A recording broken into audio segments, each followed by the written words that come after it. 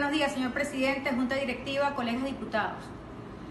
El día de hoy, en esta sesión, mientras el mundo entero le hace frente a la pandemia del COVID-19 y diariamente se presentan estadísticas relacionadas con la cantidad de personas enfermas, aisladas o lamentablemente fallecidas,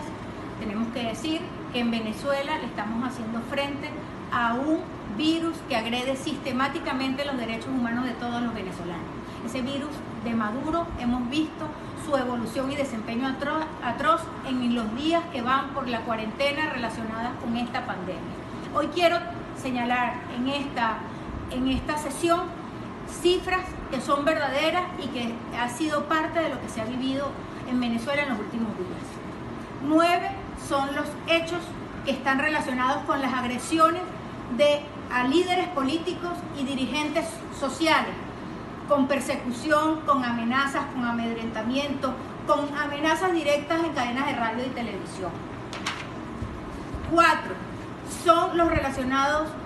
detenciones arbitrarias y persecuciones relacionadas con el sector salud, a bioanalistas, a médicos, a profesores, que han sido perseguidos por denunciar la situación en la cual se encuentran nuestros hospitales o los peligros que se están corriendo ante el silencio y no la manifestación de las situaciones verdaderas. 21. Los hechos y agresiones que a periodistas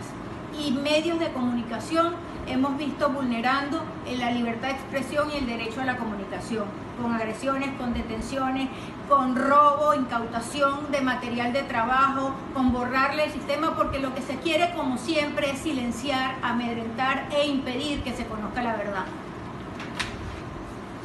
2 trabajadores de empresas del Estado que han sido detenidos, presos, por reenviar un mensaje donde se establece claramente que no se está de acuerdo con este régimen.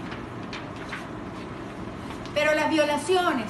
a los derechos humanos relacionados con las comunidades vulnerables son inmensas, son incuantificables. Podemos señalar claramente que no hay ningún venezolano que no haya padecido en los últimos tiempos las reiteradas violaciones en cuanto, por ejemplo, a la carencia del combustible y las violaciones allí donde se están expresamente violentando, porque hay militares y acuerdos para perseguir a los venezolanos, para impedir que se les ponga gasolina a un enfermo que necesita llegar, como los pacientes renales, o la detención que hubo de ese dirigente social del Estado Lara que precisamente reclamaba los derechos de los pacientes renales. Pero también sabemos la realidad que está viviendo nuestro pueblo venezolano, donde la mayoría no tiene o no tenemos los recursos para enfrentar la canasta básica, que ha aumentado en más de 3.200% según las cifras publicadas por la Comisión de Finanzas de esta Asamblea Nacional, donde los ingresos del venezolano promedio alcanzan el 2% de esos $300 que está calculada esa canasta básica. Por lo tanto, ese sector vulnerable, que es la mayoría del pueblo venezolano, no tiene cómo hacerle frente a un aislamiento social continuo, y por eso se han visto y se han presentado los distintos enfrentamientos en Catia, en Petare, donde en el estado Bolívar, o a unas prohibiciones tan ilógicas como en el estado Sucre, donde se prohíbe a los mayores de 50 años que puedan comprar, que puedan salir a comprar. Pero también a una comunidad vulnerable tan importante como los migrantes venezolanos, que salieron en más de 5 millones en estampida,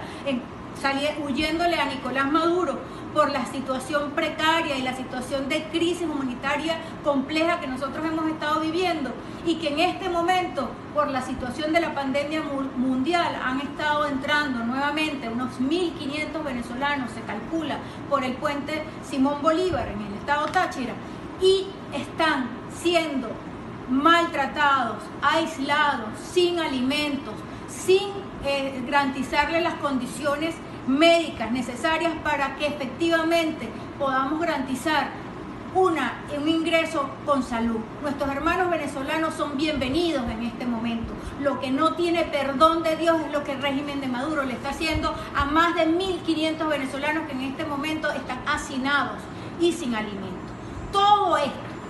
esto que está pasando es claramente la vulneración sistemática de los derechos humanos que representa Nicolás Maduro. Ahí vemos violaciones a la libertad personal, violaciones a la libertad de expresión y comunicación, violaciones a nuestro derecho de disentir y al libre pensamiento, violaciones a la propiedad privada, porque también son cantidades las innumerables entradas violentando propiedad privada y haciendo detenciones arbitrarias, personas que incluso estando en una cola en una farmacia, como me referían en Ospino del Estado Portuguesa, fueron detenidos arbitrariamente,